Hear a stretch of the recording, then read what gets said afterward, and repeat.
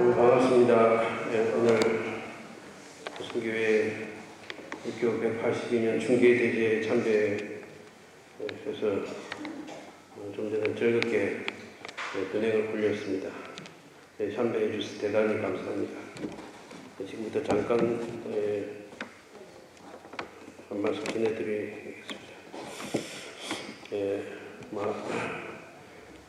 1월 달에 올리는 중계대제는 교조님 헌신하신 것을 기리기 위해서 올리는 은행입니다. 교조님은 인간은 정명 115세까지 살 수 있다고 하셨는데 90세에 몸을 감추시게 되고 25년이나 빨리 몸을 감추시게 되는 데는 자녀들의 승인을 위해서 정명을 25년 줄여서 몸을 감추신다고 가르쳐 주셨습니다. 교조님 바라신 그 마음 승인에 대해서 우리는 어떻게 받아들여야 될까? 교조님 1화편에 나와 있는 구절 가운데 그 마음 승인에 대해서 생각해 봤습니다. 특히 그 중에서 눈에 띄는 대목이 교조님께서 언제나 하시는 말씀,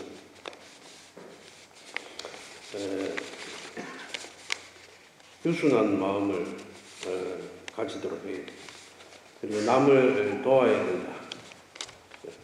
그리고 나쁜 성품을 고쳐야 된다. 이 세 가지 말씀이 이제 되었습니다. 그래서 우리 신앙은 우리는 항상 이 유순한 마음을 가지고 남을 돕고 나쁜 성품을 고치도록 하는데 끊임없이 노력을 해야 된다고 생각합니다. 근데 첫 번째는 그 유순한 마음이란 과연 어떤 것일까? 일본어로 하면 야사시 고코로 이렇게 했습니다. 야사시란 말을 유순하다라고 했는데 이 말이 다른 쪽으로 신학가에 가면 인자롭다라고 번역을 해놨습니다. 그래서 유순하다, 인자롭다. 또 일본어 그대로 우리가 번역하면 상냥하다는 말이 됩니다. 그래서 이건 세 개는 다 같이 통하는 말입니다. 유순하다, 인자하다, 상냥하다. 경우에 따라 약간 다르게 쓰는 수도 있지만, 그래서 이 유순하고 인자하고 상냥하다, 특히 상냥하다라는 것은 과연 어떤 것일까요?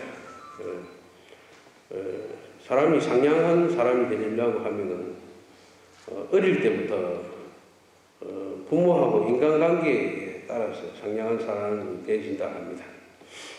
그래서 어릴 때부터 부모하고 어떤 이 유대관계를 그렇게 맺지 않으면 상냥한 사람이 안 된답니다. 그래서 어른이 되어서 갑자기 상냥한 사람이 되려 해도 불가능에 가깝다.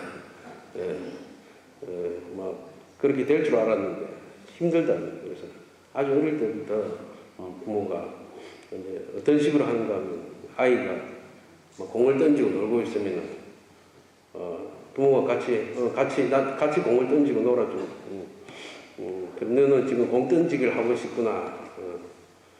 애가 그림을 막 그리고 있으면 부모도 같이 이제 놀아주면서 너는 지금 그림을 그리고 싶구나. 이렇게 받아주는 겁니다. 그게 이제 상냥하게 아이를 키우는 방법이고, 그러면 이제 남에 대해서 공감을 하는 이 능력이나 배려를 하는 능력이 키워진다 하거든요. 근데 거기서 야 저리 가서 놀아라 이렇게 한다든지 상대를 안 해주고 이렇게 해버리면은 그 남한테 이렇게 친절하고 상냥해지는 것이 이제 키워지지 않는다.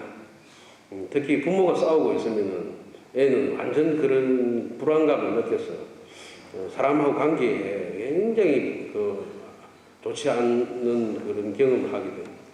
그래서 상냥한 사람이 될 수가 없다라고. 그래서 제일 안 좋은 게 부부 싸움, 아이 앞에서 하는 거, 언쟁을 벌이고 하는 것이라고 합니다. 그런데 이 상냥한 사람, 인자로운 것, 유순한 것은 과연 어떤 것일까? 일화편 속에서 나오는 이 상냥함이라는 것은 이런 구절을 찾아볼 수 있습니다. 일화편 119편에 먼 데서 자녀들이 1883년 4, 5월경 어느 날 신자 한 사람이 떡을 바치러 왔다. 그래서 시중 드는 사람이 이것을 교조님께 보이자 교조님은 오늘은 먼 데서 돌아오는 자녀들이 있으니 그들에게 나누어 주도록 하라 고 말씀하셨다. 시중 드는 사람들은 대체 누가 돌아오는 것일까 하고 생각하면서 분부대로 그 떡을 남겨두었다. 그러자 그날 저녁 엔슈 지방으로 포교하러 갔던 타카이, 미야모리, 이초츠, 타치바나 등 4사람이 돌아왔다. 그런데 이야기를 들어보니 이 4사람은 그날 낮쯤 이가 우에노에 도착해 점심을 먹을까 생각했지만 조금이라도 빨리 터전에 돌아오려고 참아가면서 왔기 때문에 다리도 아팠거니와 배가 고파서 견딜 수 없었다는 것이다. 이 4사람은 교조님의 어버이 마음이 가득 담긴 떡을 받고 너무 고마워 목이 메었다고 한다. 이제 이게 교조님이 보여주신 상냥한 마음, 인자로운 마음, 유순한 마음에 대한 예라고 생각을 해서 그렇습니다. 그래서 이제 이렇게 한다면은 우리도 얼마든지 상냥하고 유순한 삶이 될 수 있습니다. 남에 대한 배려를 갖다가 이렇게 해가지고 하는 사람이 유순한 사람의 본보기구나. 그죠?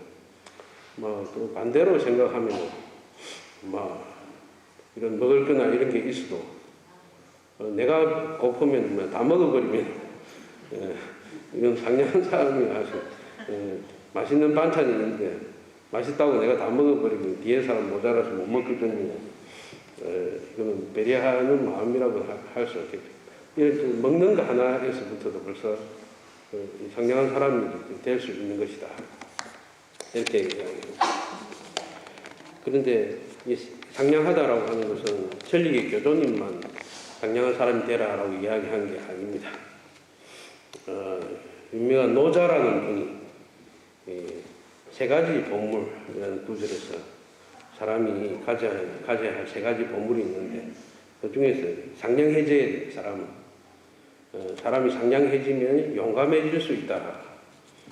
그래서 유순하고 상냥하다는 굉장히 부드러운 걸 이야기하는데 오히려 부드러운 사람이 되면은 강해지고 용감해질 수 있다라고 가르쳐 주셨어요.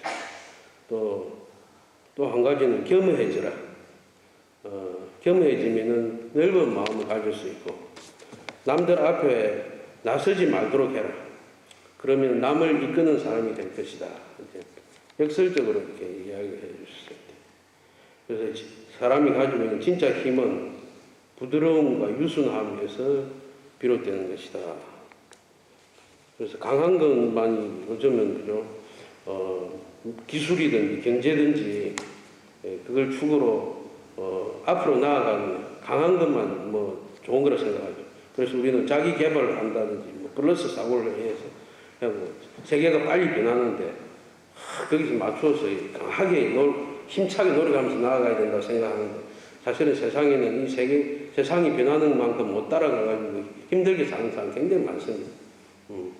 그래서 이런 때일수록 마음의 유순함을 가져야 하는 것인가.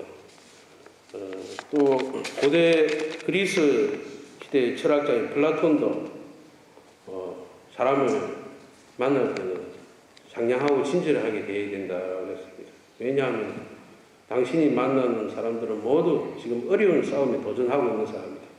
왜냐하면 당신이 만나는 사람들은 모두 여러 가지 고생을 하고 있고 그걸 겉으로 드러내지 않도록 다 노력하고 있는 것이다. 사람이 힘들고 어려워도 겉으로 누구나 드러내지 않도록 노력하고 있는 것이다. 그래서 사람이기 때문에 많든 적든 어떤 사람이든 고생을 하면서 살아가는. 그래서 살아간다는 것은 아주 힘든 일이고 큰 일이다. 그래서 인연이 닿아서 알게 된 사람이기 때문에 어떤 사람이든 얼굴을 찌푸리고 있든 화가 나 있는 사람이든 그런 사람들 다 상냥한 마음으로 대해줘야 된다. 화가 나서 불쾌한 기분이 드는 사람도 우리 주위에 있을지는 모르지만은 그런 사람한테도 상냥한 마음을 또 대해줘야 된다. 이 사람도 분명히 어려운 길을 지금 걷고 있을 거다라고 생각해서 그렇게 대해주면은 얼마나 밝은 기분이 들지 모른다. 이렇게 이야기를 했어요. 그래서 다른 사람들도 남에 대해서 대할 때 상냥하게 대하는 것이 좋은 일이라고 이야기를 했어요. 하지만 어떤 그런 것이 우리가 어릴 때부터 이렇게 키워지지 않는 성향이 아니라면은 참 그렇게 되기 힘든데, 그리고 우리는 교조님 1화편 읽어보고 교조님 모본 대로 실천하는 걸 딱 목표로 세우면은 그래도 할 수 있다라는 생각이 드는 거예요. 그래서 사람이 성격을 고치는 건 안 된다라고 하더라고요. 제가 얼마 전에 병원에 가서 갔는데 피 검사를 이렇게 하니까 그 알레르기 반응이 굉장히 많이 나왔습니다. 그 집 먼지에도 나오고 어떤 뭐 과일에도 나오고 풀나무에도 나오고 굉장히 많은 그 알레르기 반응이 나요. 그래서 선생님 이 알레르기 이거 체질은 고칠 수 있습니까? 그러니까 그거는 절대로 못 고친다. 평생 가는 친구예요. 사람이 성인한다고 성격이 바뀝니까? 딱 이 말을 하는데 성격은 절대로 안 바뀐다. 그런 거 같다고. 그래서 이걸 뭐 사람 성격은 안 바뀌지만은 교조님의 모본을 나와 있는 걸 우리가 따라한다고 생각하면은 이런 것도 얼마든지 할 수 있는 것이다. 그래서 그 다음에 나쁜 성품에 대해서 이야기를 드리겠습니다. 원래는 문으로는 쿠세 소분이라고 되어 있습니다. 이 쿠세라고 하는 것은 편향된 어떤 경향이나 성질, 우리말로 정확하게 하면 성깔이라고 표현해요. 쿠세. 성깔이 있다. 그래서 이 속담에 보면 없어도 7가지가 있는 것이 이 성깔이라 해서 사람한테는 아무리 없는 사람이라도 7가지를 가지고 있다. 그래서 나한테 버릇이 없다고 말하는 사람도 남이 보면 상당히 많이 가지고 있다고 합니다. 자기는 눈치는 못 채는 아주 작은 버릇이라도 주변 사람들 아주 싫어하는 것들이 가지고 있다는 거죠. 자기는 모르는 거예요. 또 설령 알아차린다 하더라도 고치기에는 아주 힘든 노력이 드는 것입니다. 그러면 이 버릇이나 성품은 과연 어떻게 해서 고칠 수 있는 것인가? 이것도 뭐 성격 고치는 것이 힘들듯이 거의 불가능에 가까운 것이다라고 했었어요. 근데 우리 근행을 볼 때 보면요, 우리가 근행을 볼 때 손춤을 잘 추는 방법은 옆 사람을 이렇게 보면서 줘야 됩니다. 옆 사람을 보면서 줘야만 남들이 틀리는 걸 보면은 나는 안 틀려야 되겠다는 생각이 들고, 그래서 자기가 손춤을 출 때 더 조심하게 되는 것입니다. 그런데 옆 사람 안 보고 그러면 옆 사람이 틀린지도 모르고 또 나도 틀릴 수 있다는 생각도 안 하게 되는 것입니다. 그래서 옆 사람을 보면은 손춤을 잘 출 수 있게 됩니다. 또 남들이 하는 이 버릇이나 성품을 이렇게 잘못된 걸 보면은 그걸 보면 나도 고쳐야지라고 생각이 드는 것은 마치 거울을 보는 것하고 마찬가지다. 그래서 이 길에서는 상대는 나의 거울이다라고 이야기를 하는 것이죠. 그래서 상대가 잘못된 행동을 하거나 성품을 가진 것을 보여줄 때는 그걸 보고 나의 잘못을 생각을 하고 고칠 수 있는 가능성을 생각하는 것이다.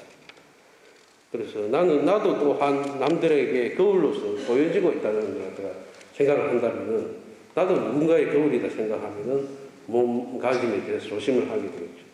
옆에 보면 손춤 추는 사람 손이 막 이렇게 손가락이 떨어져가지고 하니까 그걸 보면 나도 떨어져 있는지 보고 딱 붙이게 되는 거죠.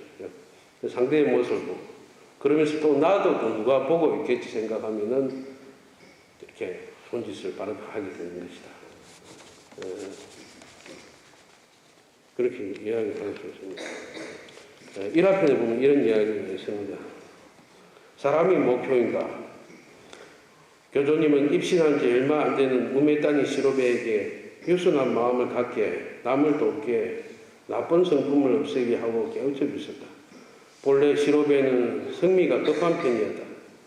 1883년 시로베는 휴식소 역사시에 벽바르기 히노키싱을 하고 있었는데 오사카에서 밥줄이 끊긴 미장이가 야마토 지방까지 일하러 왔군 하는 험담을 듣고 격분한 나머지 한밤중 살며시 짐을 챙겨 오사카로 돌아가려고 했다. 발자국 소리를 죽여가며 중남의 문간체를 나오려 할 때 교조님의 기침 소리가 들렸다. 아, 교조님 하고 생각하는 순간 발이 멈춰지고 화가 풀려버렸다.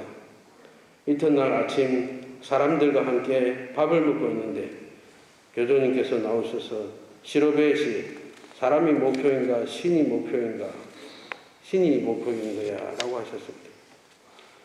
목표 한자로 쓰면 눈으로 볼 수 있는 목표를 갖다 이야기합니다.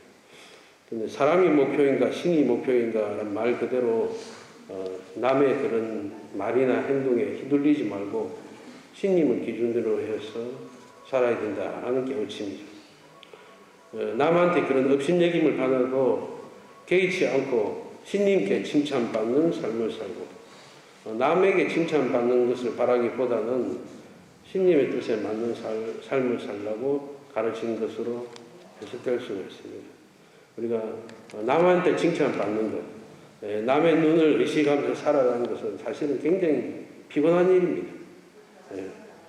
하지만은 다들 그렇게 살아가고 있어요. 남의 눈을 의식하고 남한테 칭찬받으려고. 그렇다고 해서 내 자신을 기준으로 해서 누가 뭐라 하든 흔들림이 없이 살아가기는 그것도 굉장히 어려운 일임에 틀림이 없습니다. 그래서 명확한 우리가 살아가는 기준이 되는 것이 신님으로 삼아야 된다. 그래서 오로지 신님의 뜻대로 사는 것은 어려울지 모르지만은 조금이라도 가까워지려고 노력하는 것이 여유로운 마음으로 흔들림 없이 살 수 있을 것입니다. 또 그렇게 함으로써 나쁜 성품을 고쳐가는 것도 실천해 갈 수 있을 것입니다. 근데 우리가 흔히 나쁜 성품을 고쳐야 한다고 하면은 이 말에 사로잡혀서 힘들게 살아가는 사람들이 많습니다. 유순한 마음을 가진다든지 남을 돕는다는 것이 무슨 뜻인지는 알지만은 나쁜 성품을 고친다는 것은 아무래도 내가 가지고 있는 결점이나 단점을 비난하거나 그래서 좀처럼 그것에 신경이 쓰여서 나쁜 성품을 고치지 못하는 경우가 많은 것이 아닙니다. 그래서 나쁜 성품을 고친다는 것은 자기의 단점을 없앤다는 그런 말은 아닌 것 같습니다. 만약 그런 말이라고 하면은 교조님이 우리를 이렇게 괴롭히는 말을 했을 수는 없어요. 성격을 고치기가 이렇게 힘든데, 불가능에 가까운 만큼 힘든데, 내 결점이나 단점을 자꾸 고치려고 하는 것은 괴로운 일, 우리 괴롭히는 일이다. 그렇다면 이 나쁜 성품을 어떻게 해서 고치는 것인가? 내 개성을 없애는 것도 아니고 그것을 모본을 따라 걷는다라는 의미로 우리가 받아들였으면 합니다. 예를 들면 서예에 보면은 임서라는 것이 있습니다. 서예에서 임서라고 하는 것은 어떤 글씨체를 배우려고 하면은 아주 본보기가 되는 그 글씨체를 옆에 딱 두고 그 흉내내서 따라 쓰는 겁니다. 그대로 쓸 수 있도록 계속 합니다. 그거는 서예를 오랫동안 프로 서예가들도 처음에 그렇게 해가지고 다른 글씨체를 배우게 됩니다. 그걸 임사라고 하기도 하고 임서라고 해요. 그래서 서예 고전을 딱 소재로 해서 글씨본을 보고 똑같이 쓸 수 있도록 하는 방법으로서 배우고 있는 것입니다. 그래서 글씨본 전체를 쓰고 반복해서 쓰다가 세세하게 분석하면서 자기 글씨와 차이점 찾아내서 뭐가 이게 이 글씨에 여기서는 차이가 있는지 찾아내고 그걸 고치려고 계속 하면서 써나가는 것이다. 그래서 나중에는 글씨본 그대로 쓸 수 있도록 하는 것이 임서라는 연습 방식입니다. 그렇게 하려면은 자기 버릇이 나와서 자기 버릇 때문에 그것하고 똑같이 못 쓰는 경우가 나오거든요. 그래서 그렇게 연습하면은 자기 버릇이 고쳐지게 된다. 연습하고 연습해서 어느 때 문득 깨닫는 게 그 글씨본하고 비슷하면서도 그래도 뭔가 나만의 개성이 들어가 있는 이제 글씨를 쓸 수 있게 되는 것은 그래도 그 연습을 할 때는 자기 버릇 때문에 계속 실수가 나오고 그래도 좌절하지 않고 모범이 되는 글씨본을 목표로 열심히 연습했기 때문에 자기 개성을 살려서 그 글씨체를 자기의 글씨로 쓸 수 있게 되는 것이다. 교조님 모본도 이 임수와 같은 것이지 않나 이 생각합니다. 그래서 모본을 의지해서 한 마음으로 사는 가운데 자연히 나쁜 성품도 줄어들게 될 것입니다. 그래서 우리는 일화편을 가까이 두고 어쨌든 많이 읽어야 되거든요. 그래서 교조님이 남을 구제하는 것에 강한 것, 그리고 인자로운 마음으로 남을 대하는 것, 나쁜 성품을 어떻게 해서 고쳐나가는지 사실 읽어보면은 그런 것 구절들이 많이 나와 있습니다. 그래서 법은 일화편 가까이 해서 그대로 우리가 따라하려고 애쓰는 가운데 나쁜 성품을 고쳐나가는 것이고 우리가 뭐 화가 나거나 초조해지거나 안절부절 하는 것은 사실은 그 안을 들여다보면 내 뜻대로 뭐가 안 풀리기 때문에 그리 되거든요.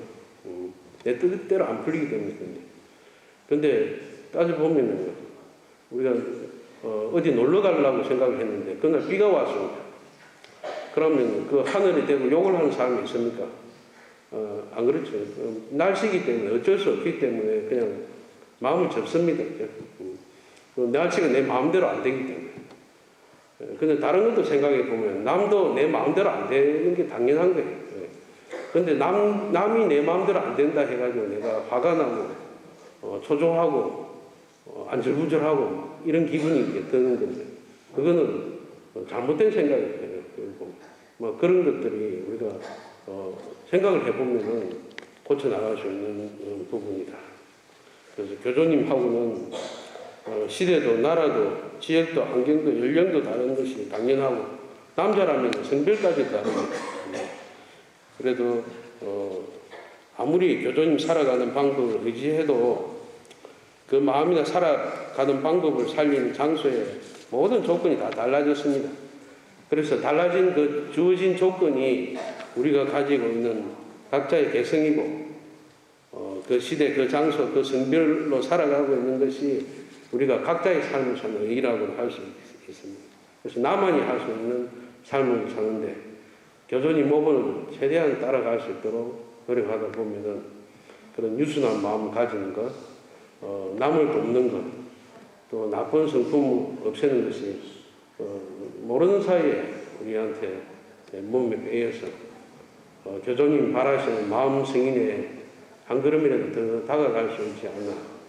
그래서 평소에 교조님 일화편을 가까이 해서 뭐 사람의 어떤 지혜로서 이런 노력으로서 이런 걸 바꾸려고 하지 말고 일화편에 나와 있는 모범 그대로 우리가 따라가는 실천을 하는데 부지런히 노력해야 되겠습니다.